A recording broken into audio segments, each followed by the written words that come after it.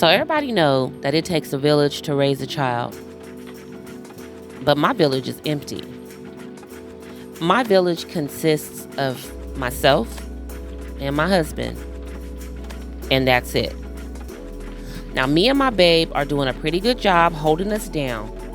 But it pisses me off when people stand on the outside of this village, judging what we are doing over here on the inside. It's a struggle village, sure, but we are doing our best. So if you plan on standing on the outside and judging our village, then you can kiss my ass.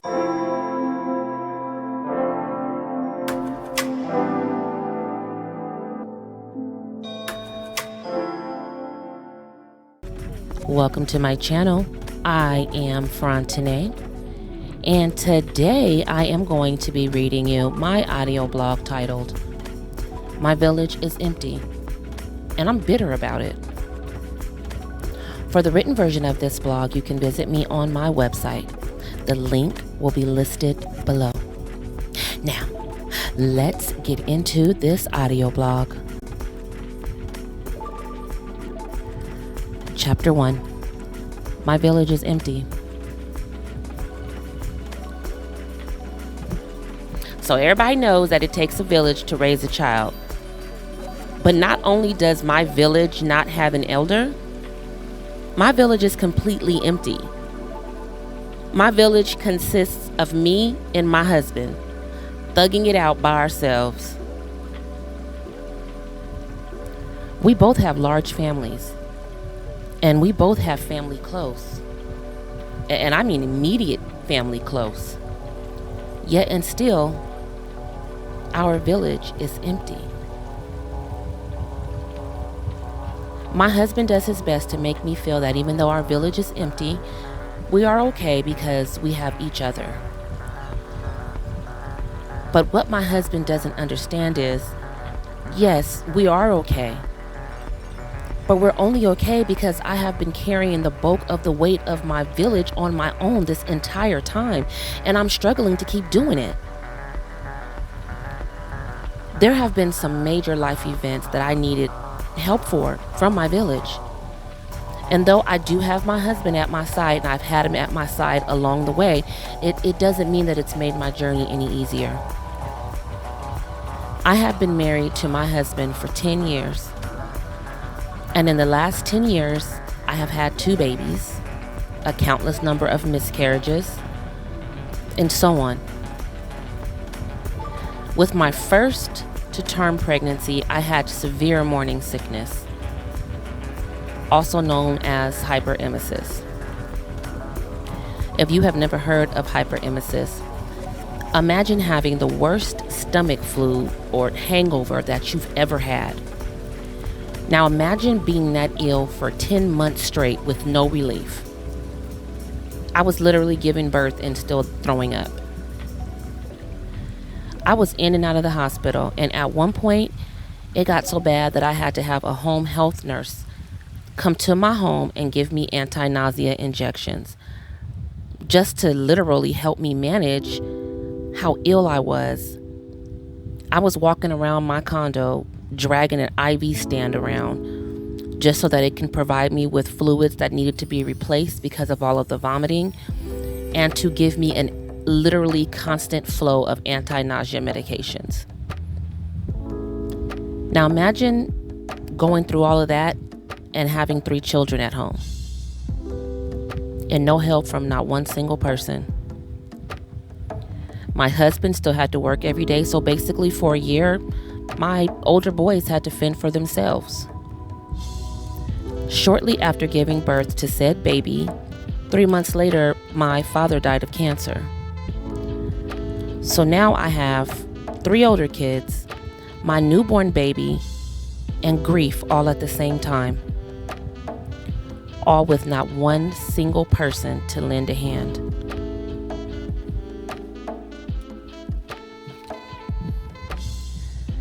Chapter 2.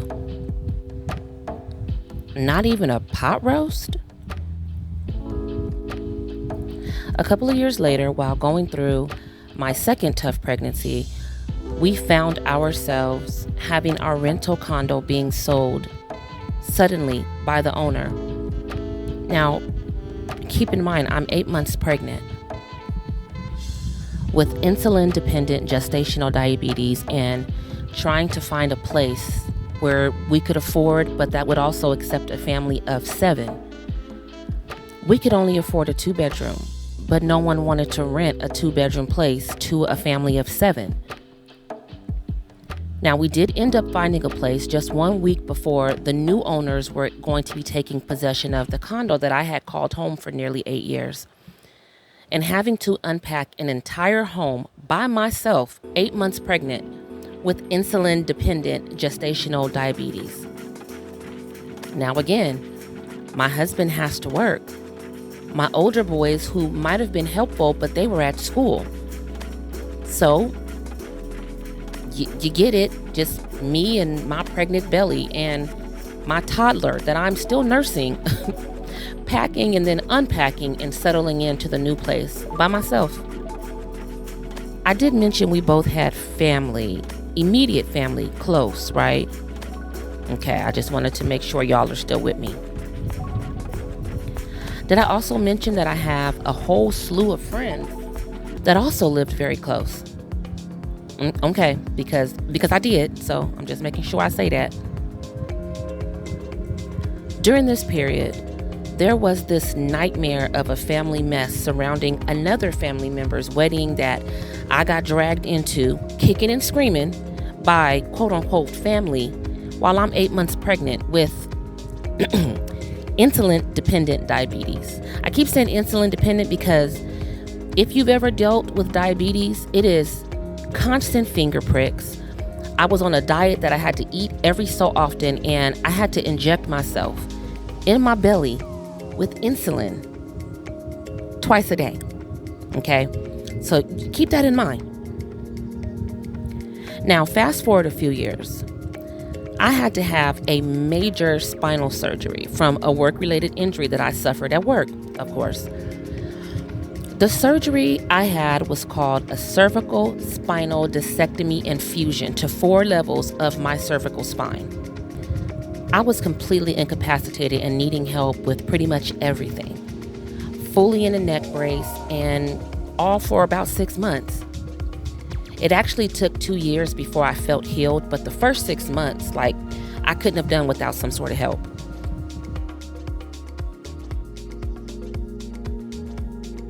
Disease of the cervical intervertebral disc can cause spinal stenosis. Protruding disc tissue can put pressure on the nerves that travel through the spine, which can lead to serious consequences. One of the treatments is anterior cervical discectomy and fusion. A thorough discectomy is performed first to completely eject the disc and release the spinal cord. Vertebral implates are then prepared to ensure placement of the implant and create a vascularized surface for stimulating fusion. Trials are placed in the cavity between the vertebrae to select the correct implant size. Then, a suitable size implant is inserted with the holder. The central space of the implant is preloaded with a graft. 2 curved anchoring plates are inserted through the interior of the holder and implant. Self-retaining plates are immersed in the vertebral bodies and securely fix the implant with the vertebrae in order to provide the stability needed for successful fusion. The implant maintains the spacing of the vertebrae while the fusion takes place. After the fusion is completed, a solid bone mass forms and 2 vertebrae are joined together.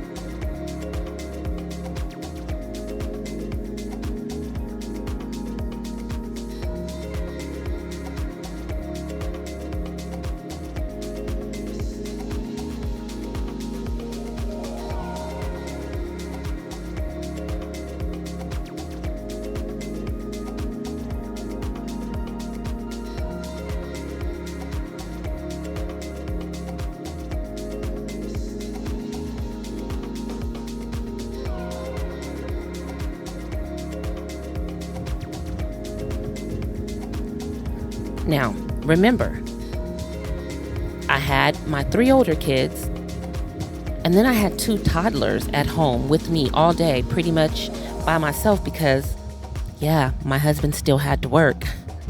Did I forget to mention that my husband and I both have family, immediate family close by? I think I told y'all about that, right? Okay, just checking. Not one person came over to check on me. Not one person called to check on my kids. Not one person stopped by to drop off a pot roast or a pizza. Like literally nothing. I did mention I had 2 babies at home, right? Okay, just making sure y'all are still with me. Had it not been for my 19-year-old son who gave up months of his life to help me, I don't know what I would have done. But first, a quick message from our sponsors.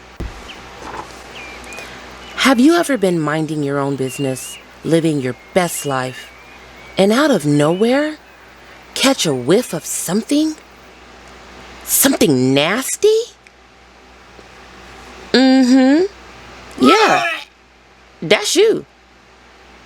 But not to worry. All you have to do is give one quick swipe wherever you find funk, and poof, problem solved. Psych, y'all, I'm just playing. I ain't got no sponsors.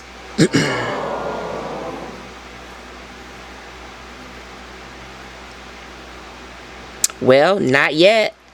Hey.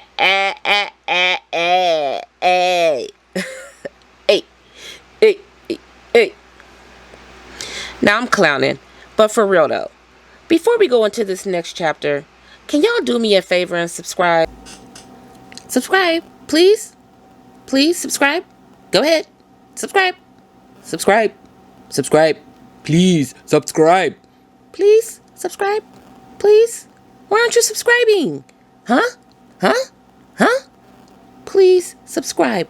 Oh, and I know I just asked you for a favor, but can you also give me one more little thing? I won't bother you again. Just a quick thumbs up, okay? Thanks.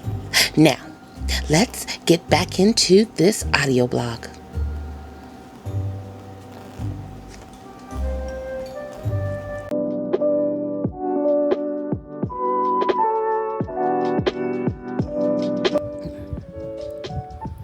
Chapter 3. No free time for anything, not even grief.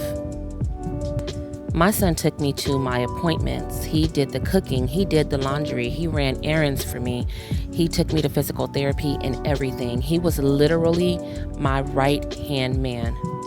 My boy was in college and he was an athlete. And even with all of that, he was still there to help hold us down. We have family. Immediate family, close by, okay? Now jumping forward a few years. In the last year and a half, my 2-year-old niece passed away from an illness she had battled pretty much her entire life. Then a year later, almost to the day, my 31-year-old baby brother died suddenly in a car accident. Who was there for us while that major grieving was going on? You guessed it, nobody. It's been me and my husband thugging it out on our own.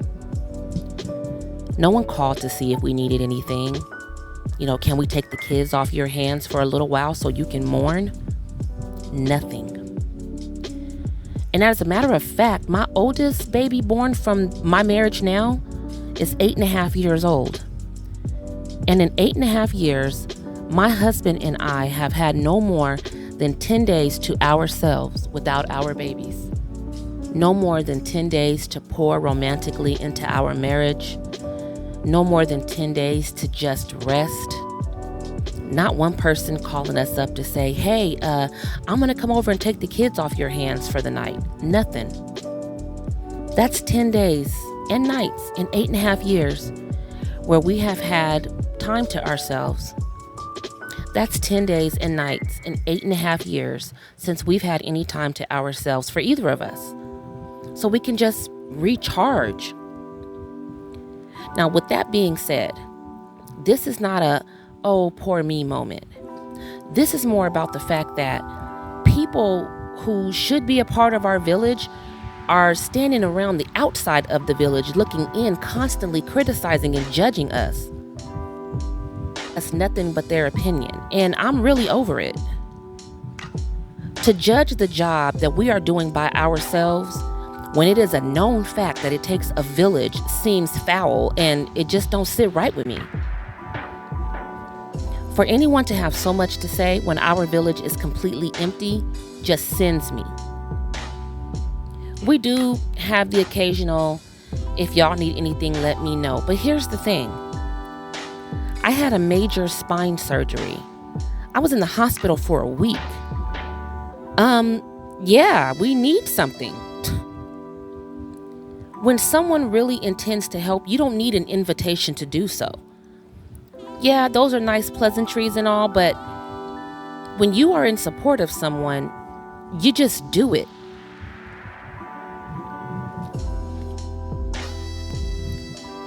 Chapter 4. There should be nobody on the outside of my village telling me anything. Now, I also want to say really quick that I have been a huge contributing factor to the village of pretty much everyone in my life. I am a giver, and I feel most happy when I am in the position to help and to be of service to others. But as much as it brings me joy to help, it is equally as hurtful to then look around my village and see it empty when I have always been so present with everyone else. This venting session is not about what I don't have or who I don't have in my village. This is about no longer allowing anyone to make me feel less than as a mother, less than as a woman, heck, even less than as a human being. There is no one in my village helping me to do anything. Therefore, there should be no one standing outside of my village telling me what my village should look like. Period. Now, some of y'all will listen to this and see this as complaining. This is not complaining. This is venting. And venting is releasing. Venting is healing.